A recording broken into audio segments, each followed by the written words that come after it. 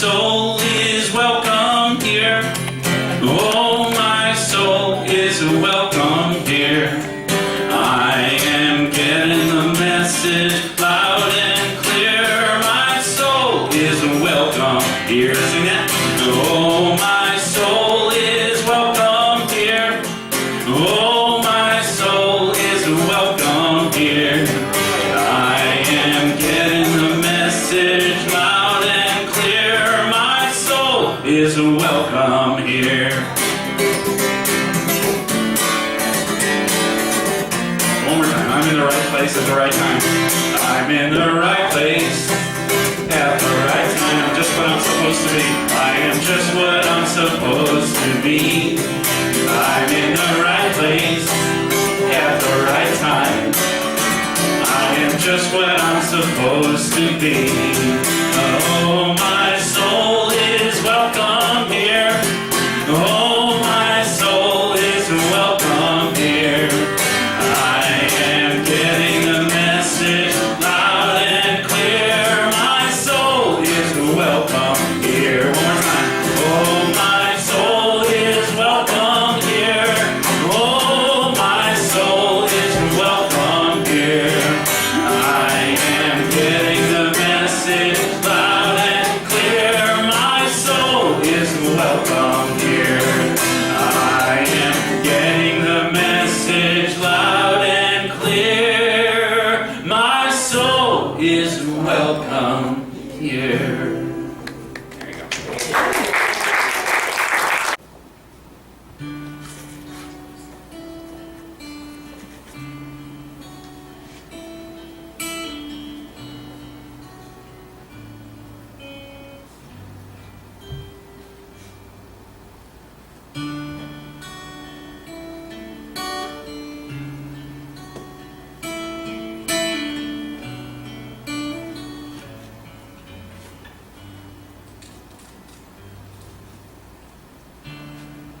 There's one power, invisible,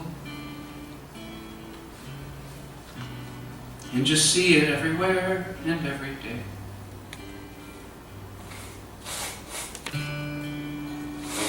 One power, indescribable, and just speak of it with every word you say. Mysterious until you know the truth. As simple as the love inside of you. Call it God, call it Spirit, call it Jesus, call it Lord, call it Buddha, Baha'u'llah, angel's wings or heaven's door, but whatever name you give it, it's all one power, can't you see? It's the power of the love in you and me. We speak so many languages, different clothing, different colors, different names. The different is only dangerous when we forget that in the heart we're all the same. We'll remember once we close our eyes to see that such distances were never meant to be.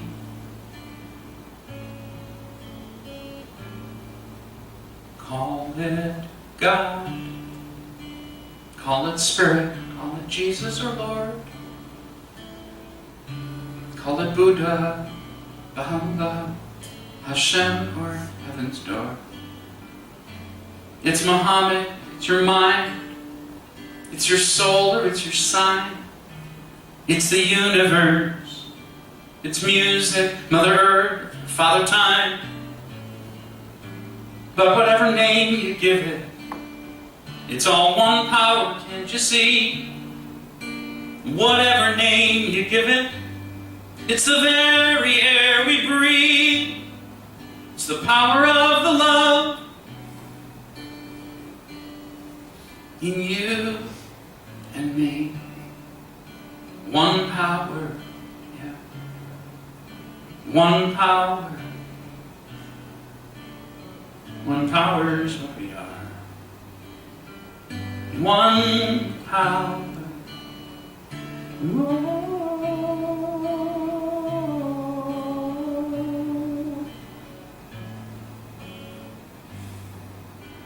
It's the moment of creation.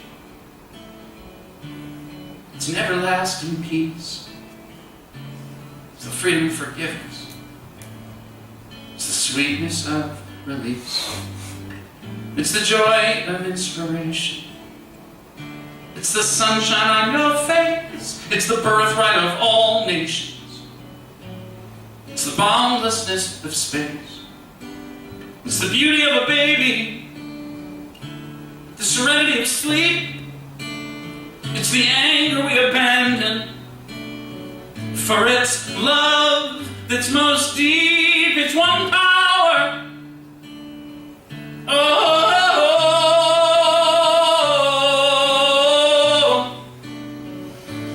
What we are is one.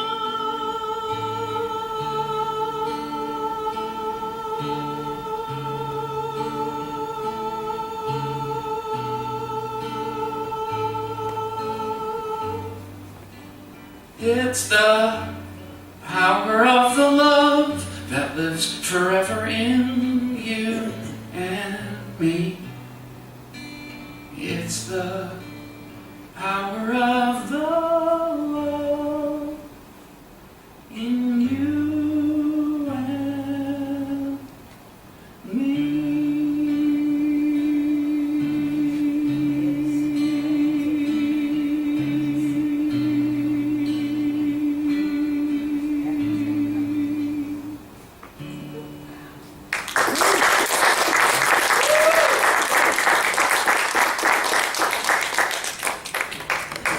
But he's taught me a few things, and that was kind of my focus, but really my focus is on singing you some songs, and so I'm just going to give you a handful of little thoughts to drop in your head in case you want them, and if you like them or find them interesting, great, and if you don't, great. I have just like half a dozen little thoughts about things I've learned from my boy. The first one is I've got a lot of work to do on myself. I thought I was a pretty centered, focused, kind of nice guy, kind of relaxed, and I figured I'd be an awesome, dad, like skillful, like handle everything. I thought I was going to be more fun than I am. I thought I'd say yes more often than I do. I thought I'd have more energy than I do to do more things with my boy. I thought I'd be more inclined to just do the crazy, ridiculous thing that he wants to do today, and that I wouldn't snap or get mad or get annoyed as often as I do. And that's been a little discouraging of a realization about myself. Not all these are discouraging things I learned about myself or learned, but that was one of them. I learned that I'm more human and less, what's the word? Who wants to use a word? I don't know. Less superhuman than I thought or than I hoped. And to some extent, I'm not sure that isn't a healthy thing to realize. I'm learning that there are age-appropriate things to sort of understand as you go. And each decade seems to have some, maybe even when you're younger, even little 2 or 3 year periods seem to be age appropriate to realize this or think that, feel that. You go through a hippie phase, you go through an angry phase, you go through a mommy and dad keep away from me phase. There's phases. And I'm not sure it isn't an appropriate phase. I'm 46, I'm not sure, and especially a young father, relatively, dad, my boy's 5.5. I'm not sure it isn't appropriate or okay for me to realize this now. That doesn't mean it's fun for me to realize it. I kind of wish it wasn't true, but it is. So that's the first thought. So can I be okay with that is the question. I mean, when you have a moment when you are less than you thought you were going to be, is it okay?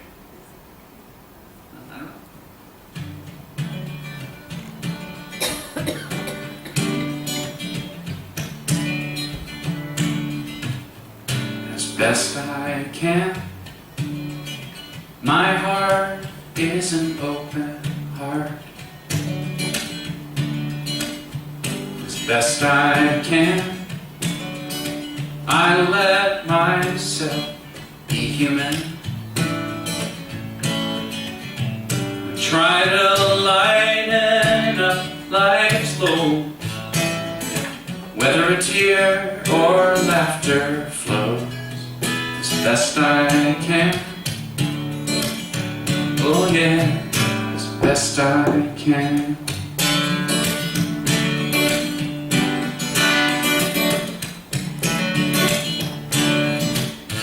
As best I can. My home is a kindness home, like Abraham, where a stranger's always welcome. If they're hungry, then they eat. If they're lonely, well, they've got me, as best I can. Oh yeah, as best I can. Oh, what good can one man do? I'm just trying to find out. But I can only give what I've decided I'm about. As best I can. My world is a peaceful world, where all nations stand shoulder to shoulder, where we are equals before God. We are neighbors, one and all, as best I can. Oh yeah, yeah, best I can. Oh,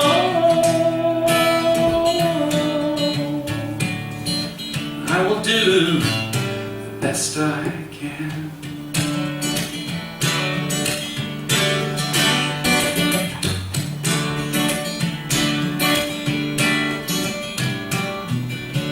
Another thing I've learned from my boy, it's actually not directly from my boy, but I've learned like a compassion that I did not have before for those who have wanted a child but couldn't have one, or didn't have one for circumstances, and for those who have lost a child. There's a range of emotion that I can barely delve into when I consider those circumstances. And I'm sure it applies to someone in this room. I'm trying to be the opposite of insensitive about it. I did not understand the attachment, the love, the fact that he is literally the most beautiful thing in the world that I've ever seen. My wife and I just look at him. We just look at him. He's candy. You know, and there are whole subjects, whole movies, scenes in movies that we can no longer watch because they're about that range of experience. And we didn't need to have a kid. We didn't decide we were for sure having one. Neither one of us wanted one our whole lives or anything. We met when I was 37 and she was 35. We got married a year and a half later, and Jude was born a year and a half after that. And it would have been fine if we hadn't. So we weren't those parents that did everything we could to have a child. But it didn't take long after Jude was born for us to realize, oh, that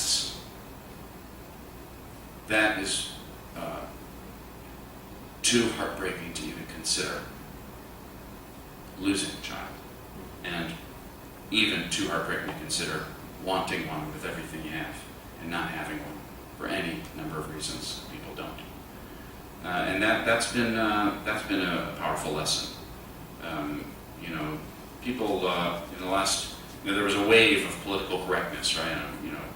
It's not recent. It's 20 years ago maybe, where people started watching what they say to be, instead of saying him, they'd say he or she, right? He or she. And there's a whole range of language that excluded, that sort of somehow America, I don't know about the rest of the world, but America sort of started noticing excluding language, right? In a way, inadvertently offending language, or language that drew a line here which you didn't realize you were drawing, and somebody was on the outside looking in. If somebody's feelings were hurt, you didn't know, right? There was a range, there was a time when that happened, and then the pendulum swung back the other way, and it became derisive. It became like a insult. Political correctness became, people would say derogatorily, like there was something wrong with it.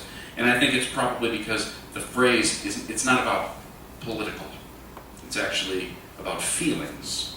And there's a hard side of humanity, and then there's a soft side of humanity. And the hard side lobs grenades at the soft side and says that the soft side is too soft. Don't be so sensitive, right? Let's get the thing done. It's a little simplistic to say it's masculine versus feminine. It's not, but it is a I didn't mean it. When in fact, not meaning it isn't necessarily true, and certainly isn't the point.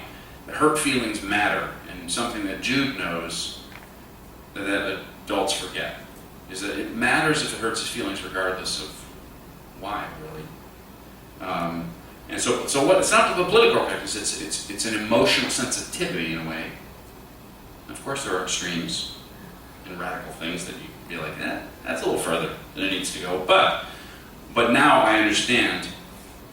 Talking, like for example, I used to just kind of glibly talk about having a kid, and it didn't enter my mind that for someone in the room, they lost their baby. And there's nothing more painful in the world, and the hurt never goes away. And Allie, do you remember Manya, great Aunt Manya? I feel like I do. She knew you, she loved you. Wait, is that Bobby? No. Sister up there in that generation. And Manya, one of the loveliest people I knew, lost everyone in her family in the Holocaust, and lost a child. And it was a heartbreak for her entire life. My grandmother, my dad's mom, lost a child. My dad lost a brother when he was in his young 20s, and it was never healed. Could not possibly be healed.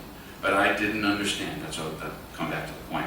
I didn't understand until looking at my little baby's face and realizing what that meant. I didn't understand. And I'm both glad I understand now and sad I understand. If that makes sense. Anyway, the song.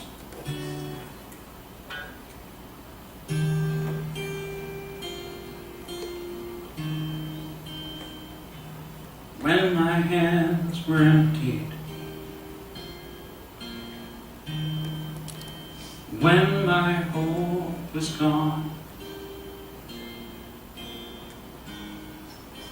I couldn't help but wonder what had I done wrong. But even though my heart was broken, there was no need to despair, 'cause a vessel must be open to put something better there. Oh yeah. Into my empty hands, gently you pour new life for me. Yours is a perfect plan. The ups and the downs were meant to be. Now I understand you needed my empty hands.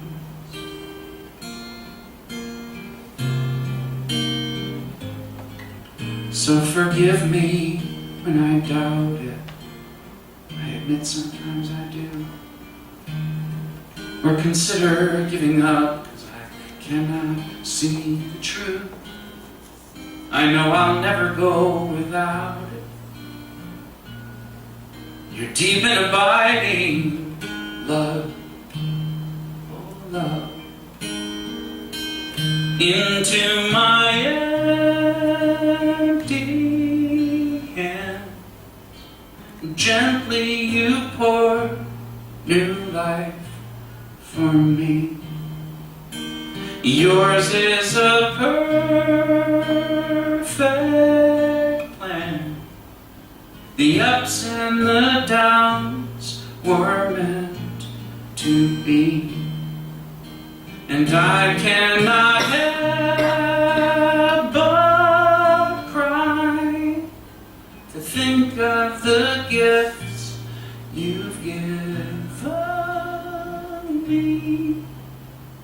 Now I understand you needed my empty hands. Oh, thank you for my empty hands.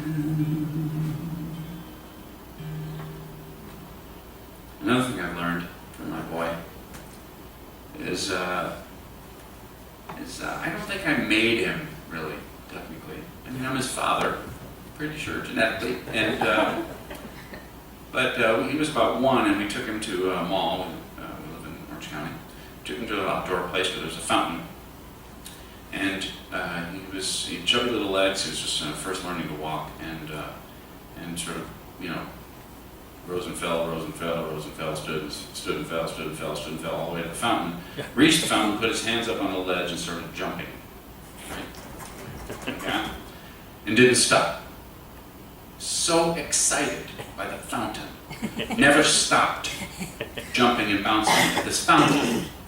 So we're like, wow, kid loves fountain, that's cool. And we took him home, and we took him to another fountain. A few years later, same thing. And then we showed him a YouTube video of the Bellagio fountain in Vegas. And he went crazy for it. And it began an absolute fixation on fountains. And it's starting to fade now. And I imagine, since he's still only 5, he probably won't remember it. But we're talking about, he would draw pictures of fountains. When he would do a dance, he was doing a fountain dance. He has a playlist on YouTube of about 150 of the world's coolest fountains. And he knows where they are. He knows the music that accompanies them. When we took him to the Grove in West Hollywood, and you heard one note, and he knew the entire fountain routine. And we're not TV watchers, but what harm could it possibly do for him to zone out and bliss out watching fountains? And in fact, he knows a half a dozen operas now and like 20 different styles of music. Whatever, the country, he recognizes Carmen, the opera, and it's pretty interesting.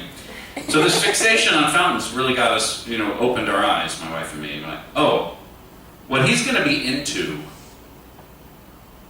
is what he's going to be into. And we can certainly have opinions. If he becomes fascinated with investments, that's awesome. If he becomes fascinated with tap dance, also awesome, less lucrative. Right? But we actually didn't plant fountains in that kid's head. Something about it. He would draw pictures of fountains. He'd wake up in the morning, we'd come in, and he had drawn multiple fountains on pieces of paper and on his dry erase board. It's been a fascinating. Oh, and then of course we got one of these timeshare pitches. Come to Las Vegas, and we'll pitch you for 2 hours, and we'll put you up in a nice hotel for a couple of nights.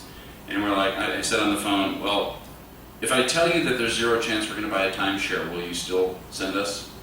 And she said, yeah. And my wife was on the other, sitting next to me. She's like, that's because they know they're going to get you. I said, yeah, we'll come. So, of course, we went to Vegas. Well, I'm not a gambler, a drinker, a partier. We don't have a lot of money for $500 tickets to anything. So what did we do in Vegas? The Bellagio fountain. And we saw it maybe 15 times. And he knew the routine. As soon as it started, he knew a Celine Dion song comes on, you know, oh! He's like, oh, I know this one of these are jumping. He still jumps. He's 5, he still jumps. And but it's a valuable lesson, I think. At least it has been for me. The thing that, think of any person you know who's into something, you might think it's wacky, or a waste, or completely uninteresting, or, you know, your child's going into tap dancing, or jazz bass, or something where you can't feel what they feel, and you certainly can't envision a payday ever coming, right? That wasn't your business to put there, and it cannot be your business to remove it, and it really oughtn't to be your business to judge it, and there's nothing you can do about it. It's there, it's them. And I've always found it interesting that if you say out loud the thing you've never dared to say out loud, somebody's going to be offended. I've always found that fascinating. I personally experienced it. I was a computer programmer. I'm raised in a Jewish family. I'm supposed to be really traditional Jewish. I want to marry this girl. She's not Jewish. Oh, what a mess I made. By just expressing a feeling I had. And I promise everybody in this room has had this moment, because just being in this room, you're on the outskirts of like normal to most people in America. So I know you're rebels one way or another, right? And so who put the rebel in you, right? But saying it out loud offended somebody. Promise you. Somebody thought you were crazy, right? You want to be a painter? No. Right? You want to move to Boise? No.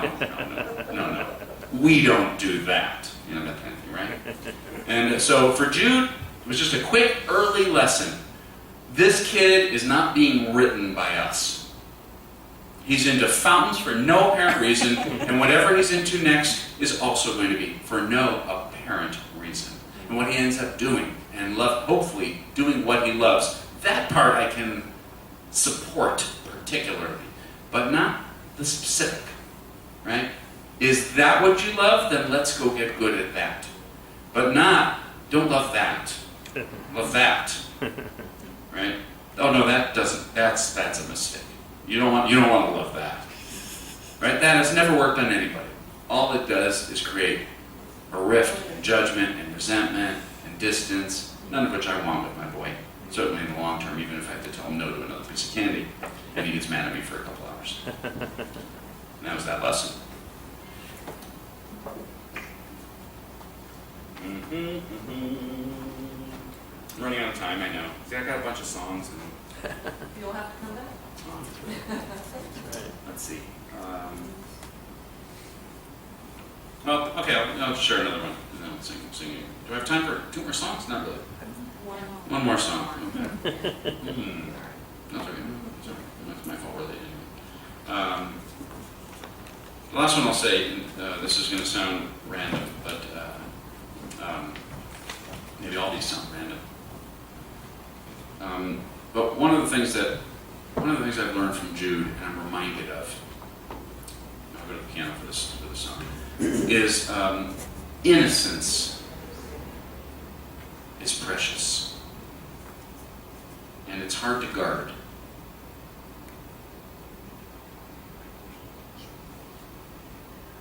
It's hard to protect my boy from the onslaught of unkindness and violence and grief and cynicism, which we are, I don't want to lump everybody in this room in. I'll lump it with myself, which I am party to. Daily basis. I'm proud of it. But my boy, eyes wide open. Pure excitement. Every day is a blank slate. And he's starting public school in August, right? beautiful school in Tustin, beautiful public school, beautiful. Looks like a country club to me. Way prettier than any school I ever went to. But there's going to come a day when that innocence is gone, where he doesn't jump when he gets excited because somebody made fun of him. And I can't tell you how much it's going to break my heart, because my wife and I are going to know, because he's still that innocent and precious, right? But we all had that moment. And this came up, this thought particularly for today, came up in a very unexpected place. Allie's family, this is my niece, by the way, Allie, one of the most precious people in the world to me. My brother's daughter, oldest daughter. And you guys gave us a stack of books for Jude. And the books are mostly for older kids. Allie's almost 13. How old is Julia? 10? 11. One of the books was about Harriet Tubman. Okay? And it's for an older reader. It's not for Jude. Jude's just learning to read now. So it's okay. But it's a book about Harriet Tubman, and I'm flipping through this book. And it's a digression to say that I did not actually fully understand the unbelievable, spectacular courage of somebody who escapes slavery and goes back to save others. I mean, you get out of a place like that. She traveled hundreds of miles, her life in danger whenever she saw another soul, found her way out of slave states, and went back in multiple times to lead more people out. You know, I never thought walking through woods, finding safe houses, scared for her life. I don't know if she was scared actually.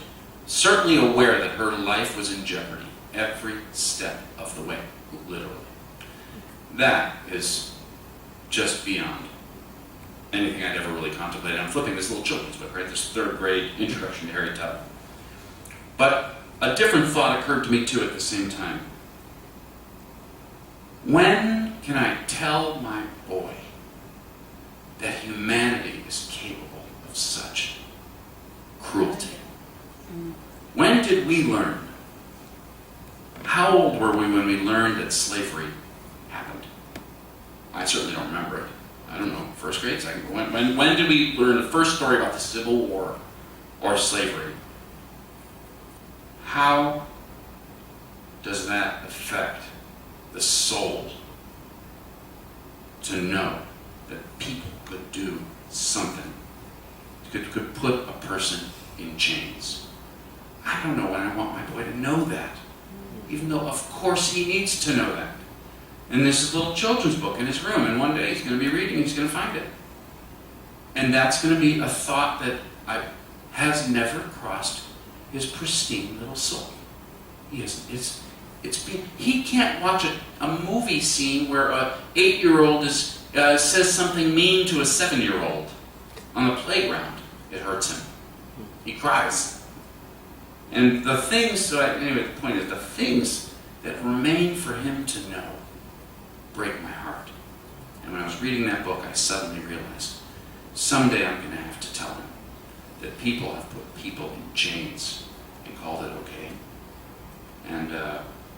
And that's just, and I wonder what that has done to all of us, different ways, at different times of our lives. And let me sing you one more song.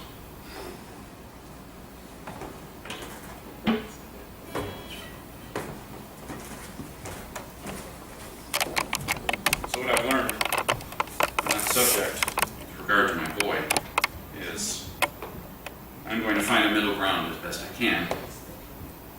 He's going to know such things happen, war happens. But he's also going to know that good happens.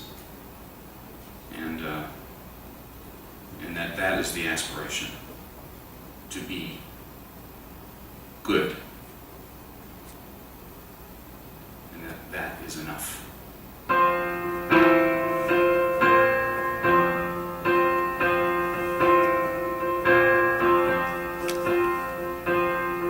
To dream out loud.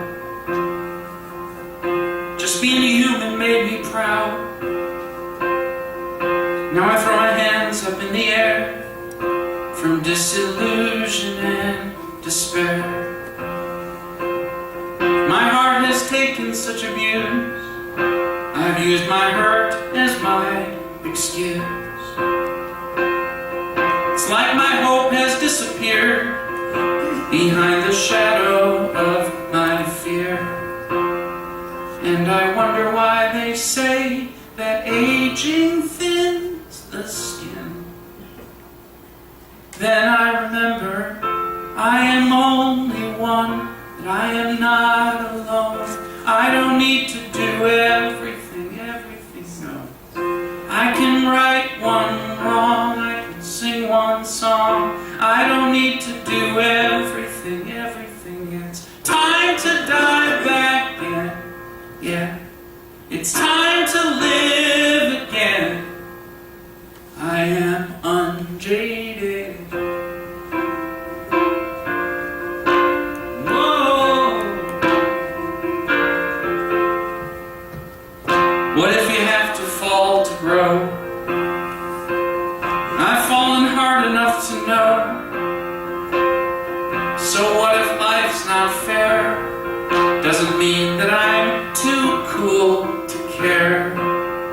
And I wonder when I stopped believing right will win. Then I remember I am only one, I am not alone. I don't need to do everything, no. I can right one wrong, I can sing one song. I don't need to do everything.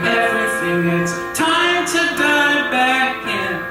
Yeah, it's time to live again, unjaded. What kind of life would I live with my heart closed? What kind of man would I be? What kind of world will I be creating if I can love with all of me?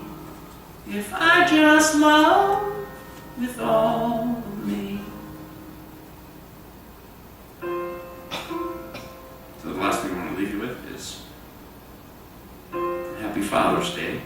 There are probably some of you in here who, women in here, who play the role of father. And the last thing I've learned, of many, the last thing I want to say is, I have learned that it's as hard as I was told it was going to be. And I've been tired since my wife's water broke. And I give everything I've got to my boy. And so many fathers do. My father did. Still does, probably, without me knowing it. So, a not so silent thank you, appreciation for the men in our lives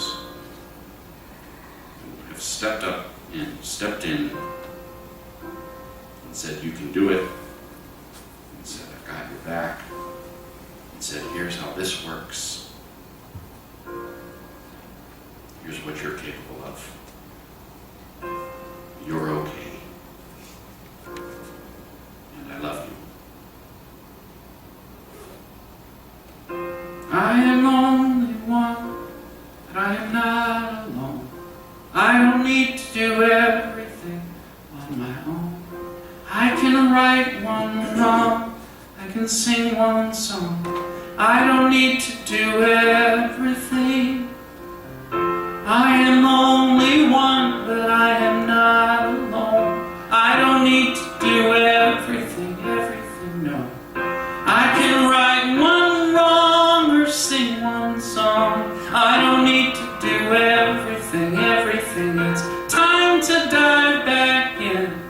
Yeah, it's time to dive back in. Oh, it's time to live again. I am unjaded.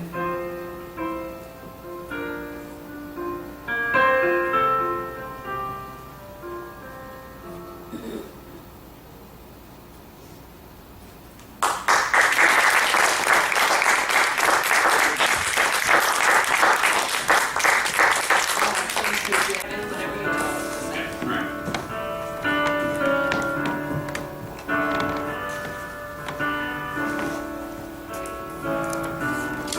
Love is my decision. It's up to me to give up my heart. Love is my decision. No one else can tell me to start. Can tell me to start. The first half is the second half. And once I decide to change my mind, God will show me how. Love is my decision. My decision right here and now. There we go. Love is my decision. Ready to sing? Love is my decision. It's up to me. It's up to me to stand on that bridge. To stand on that bridge. Love is my decision. No one else. No one else can make me forgive, can make me forgive. And once I decide to change my mind, God will show me how. God will show me how. Love is my decision, my decision, my decision right here and now, right. Love is my decision. It's up to me. It's up to me to dance down that road, to dance down that road. Love is my decision. No one else can lighten my load, can lighten my load. Once I decide to change my mind, God will show me how. God will show me how. Love is my decision. My decision right here and now. My decision right here and now.